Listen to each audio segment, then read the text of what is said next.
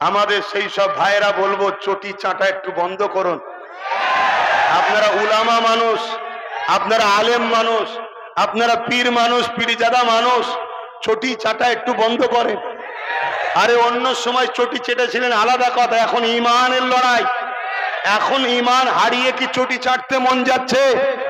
আরে বড় দুঃখ, কেউ আলোর জন্য, কেউ গাড়ির জন্য, কেউ বাড়ির জন্য, কেউ টাকার জন্য, কেউ আগে পুলিশ গাড়ি যাবে, পিছনে পুলিশ গাড়ি যাবে, এই পাহারা লিবার জন্য নিজের ধর্ম শেষ হয়ে যাচ্ছে, এদের কোনো খেয়াল নাই। যারা নিজের মসজিদের দরদ নেই, মাদ্রাসার দরদ নেই, কবরস্থানের দরদ নেই, ঈদগার দরদ নেই, এইরকম মোল্লা মলি সাহেব, এরকম ধর্মগুরুকে আমাদের ঘৃণা ধিক্কার জানাবার দরকার আছে না? না আমার, কিন্তু আমাদের মধ্যে একটা সব থেকে ভয়ানক সমস্যা আছে। ওই সমস্যা হলো মুনাফিক প্রকল্প। কি প্রকল্প? মুনাফিক প্রকল্প। কেন আমরা দেখেছি এই বাংলায় বিশাল আন্দোলন উঠেছিল। আচ্ছা, ওয়াকফ নিয়ে আমি আন্দোলন করছি কত বছর আনুমানিক? বলুন বলুন ভাই আপনারা। কেন আপনারা আমার জানে, এখানে সব আমার চিনা পড়েছে, একটা কেউ অচিনা নেই। আন্দোলন করছি ক বছর? কম করে 10 বছর। 10 বছর ধরে বুঝাচ্ছে ওয়াকফ যাচ্ছে যাচ্ছে যাচ্ছে যাচ্ছে যাচ্ছে। আজকে কি হলো বলেন তো? আমার বিরোধী করেছে না করেনি? গালিগালাজ করেছে না করেনি? যারা গালিগালাজ করেছে তারাই আবার হুড়মুড় করে নেমেছিল রাস্তায় ওয়াকফ নিয়ে।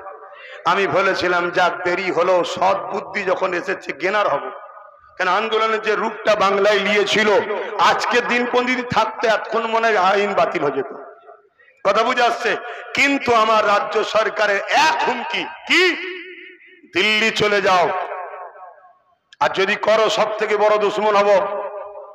আমাদের সেই সব ভাইয়েরা বলবো চটি চাটা একটু বন্ধ করুন। আপনারা উলামা মানুষ, আপনারা আলেম মানুষ, আপনারা পীর মানুষ, পীরজাদা মানুষ, চটি চাটা একটু বন্ধ করেন। আরে অন্য সময় চটি চেটেছিলেন আলাদা কথা, এখন ঈমানের লড়াই। এখন ঈমান হারিয়ে কি চটি চাটতে মন যাচ্ছে?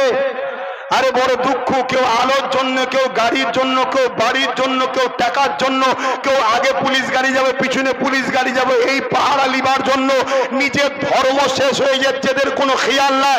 যারা নিজের মসজিদের দরদ নেই, মাদ্রাসার দরদ নেই, কবরস্থানের দরদ নেই, ঈদগার দরদ নেই, এইরকম মোল্লা মলি সাহেব, এরকম ধর্মগুরুকে আমাদের ঘৃণা ধিক্কার জানাবার দরকার আছে না? না আল্লাহ রসুল তাই ভবিষ্যৎবাণী করে দিয়ে গেছে, আখরি জবানায় আসমানের নিচে জমিনের উপরে সব থেকে নিকৃষ্ট হবে একদল উলামারা। নবী এমনি বলে যায়নি। আপনারা সাধারণ ছেলে, আপনাদের মাকে, আপনাদের বাপকে, আপনাদের দাদু দাদিকে, নানা নানিকে পুড়াতে চাইছেন আপনারা। হ্যাঁ, তাহলে এই লড়াই বন্ধ করলে কালকেই যদি এখানে আবার ডাকা হয় এই প্যান্ডেলের নিচে, আবার সময় দিতে পারবেন? আবার সময় দিতে পারবেন? দোকান বন্ধ করে 2-3 ঘন্টার জন্য পারবেন? হাত লম্বা করে তোলেন। ধোকা দিচ্ছেন না তো? তাহলে আমার একটা ছোট্ট আবদার। আর 1 নম্বর বললাম, ওয়াকফকে রুখতে গেলে সুপ্রিম কোর্ট, তাই তো নাকি? আরো দুটো পন্থা আছে, বলবো না বাধ্য। কিন্তু এর আগে আর একটা কথা আমার জানার আছে। আমি সব জায়গায় আন্দোলন করে করে করে করে মানুষকে জানিয়ে জানিয়ে জানিয়ে আমি চাইছি পশ্চিম বাংলার রাজধানী কলকাতায় যাব। তারপরে পুরো দেশের রাজধানী দিল্লি, দিল্লিতে পুরো অন্য অন্য জায়গায়, অন্য রাজ্যে আন্দোলন হচ্ছে ভাই, শুধু আমার বাংলায় ঘুমোচ্ছে। কেন আমার বাংলায় অতিরিক্ত মানুষ চটি চেটে ফেলে। খারাপ লিখছেন না কেমন? আমি মসজিদের স্বার্থে বলছি, আমার স্বার্থে বলতে এসিনি। কবরস্থান, ঈদগাহ, খানকার স্বার্থে, মাদ্রাসার স্বার্থে বলছি। আমার কওমের কি কষ্ট হচ্ছে, এবং সংবিধানকে বাঁচাবার স্বার্থে কথা বলছি। বিহারে কিছুদিন আগে পাটনাতে একটা আন্দোলন হলো, দেখেছেন? 10 লক্ষর কাছাকাছি মানুষ জড়ো হয়েছে। বিহারে তো বিজেপি শাসিত রাজ্য চলছে। ওই যে পাল্টুজি কি বিজেপিরই লোক তো নাকি? তাহলে ওদের চলছে, সেখানেও আন্দোলন হচ্ছে, শুধু আমার রাজ্যে হচ্ছে না। কেন বলেন তো? ওরা হলো প্রকাশ্য দুশ্মন, ইনি হলো ঘুমটা দিয়ে ছদ্মবেশী দুশ্মন। এজন্য ইসলাম বলছে প্রকাশ্য দুশ্মনের থেকে ছদ্মবেশী বন্ধু সেজে দুশ্মনটা বড় ভয়ানক। তাহলে আন্দোলন আমাদের চলবে।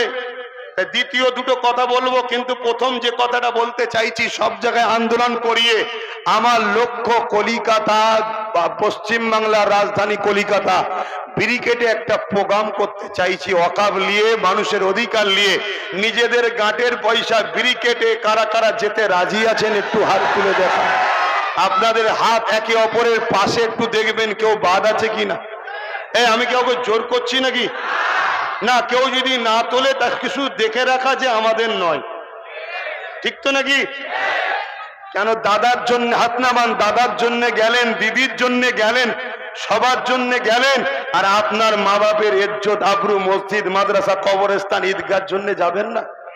এই হিসাবে অনুরোধ আপনাদের কাছে, শুনুন, আব্বাস সিদ্দিকী ডাকলে চোখ মুজে 5 লক্ষ লোক হবে, এটা হাসতে হাসতে আমি জানি, কিন্তু 5 লক্ষটা ম্যাটার নয়, ম্যাটার হলো 25 থেকে 30 লক্ষ লোক যদি হয়, এর প্রভাবটা কিন্তু দিল্লিতে পড়বে। পাশাপাশি আমার রাজ্যে যারা আমাদেরকে শুধু বারবার বলছে, ওই যে একটা ভাটপাড়ায় ভাঁড় আছে না, ব্যারাকপুরের ওইদিকে, ওই যে বলে মোল্লাদের দোকানে বিরিয়ানি খেও না, পাংচার খেও বানাও না, ওই সব ভাড়গুনা, আর পূর্ব মেদিনীপুরের একটা বেরিয়েছে না, আগে ছিল ইফতার করতো মাথায় টুপি দিয়ে, এখন আর আমাদেরকে পছন্দ করে না, ঠিক তো নাকি? ওই এইগুলো যারা আছে, 25-30 লক্ষ লোকের যদি একটা গ্যাদারিং হয়, এরা কিন্তু এই গ্যাদারিং এর চোটে কুমাই চলে যাবে। তাহলে এটা আমাদের জন্য ফায়দা হবে না ক্ষতি হবে? তাহলে আমি কি করতে চাইছি, সাথ দেওয়া দরকার আছে তো নাকি?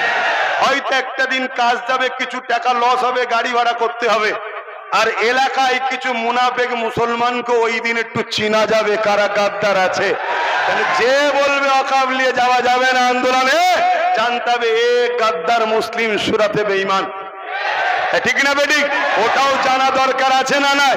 তাহলে এক তীরে 3-4টে পাখি শিকার হয়ে যাবে। তাই এজন্য মনে রাখবেন, ব্রিগেড আমি করব, সব জায়গায় ঘোষণা দেওয়ার পর, সব জায়গায় জাগিয়ে দেওয়ার পর, আশা রাখছি আপনারা মিস করবেন না। ঝড় হোক, পানি হোক, তুফান হোক, বজ্রপাত হোক, মেঘলা হোক, ওই দিন যাই হোক, যদি বরফও পড়ে যাই হোক, আমরা কিন্তু ব্রিগেডের তারিখে ব্রিগেডে গিয়ে পৌঁছাবো, বলুন ইনশাআল্লাহ। এবং ঘন্টা 3-4 সময় নেব, কেউ লড়ালড়ি করলে হবে না, ওখানে কিন্তু প্রোগ্রামটা ডিসিপ্লিন করতে হবে। 3 নম্বর কথা, ওখানে কিন্তু শুধু মুসলমান থাকবে না, বক্তা হিসেবে অমুসলিমরাও থাকবে। ওখানে ধর্মীয় স্লোগানটা আমরা দেব না। কেন ধর্মীয় স্লোগান? এটা আমার কওমের লোক আছে, আমরা নারে তাকবীর, আল্লাহু আকবার, সুবহানাল্লাহ, জিন্দাবাদ, সব চলবে, কিন্তু আমাদের সঙ্গে আদিবাসীরাও মিশতে চায়, দলিতরাও মিশতে চায়, মতুয়ারাও মিশতে চায়, শিখ ভাইয়েরাও মিশতে চায়, খ্রিস্টানরাও মিশতে চায়। আর তুমি যদি সেখানে নারে তাকবীর, আল্লাহু আকবার দাও, বলো একটা বিশেষ ধর্মের দিকে চলে গেল তো নাকি? অতএব আমার জিনিস, আমার হৃদয়ের জিনিস আমার জায়গায় আমি দেবো, যেখানে সবাই থাকবে, আমরা তখন পরিচয় একটা, আমরা মানুষ, আমরা ভারতীয়। এই জায়গাটা আপনাদের মাথায় নিতে হবে। এই প্রশিক্ষণটাও দিয়া চলছে সব জায়গায়, এসব গুলোকে রেডি করে নিয়ে তারপরে আমরা পশ্চিম বাংলার রাজধানীতে যাব, বলুন ইনশাআল্লাহ।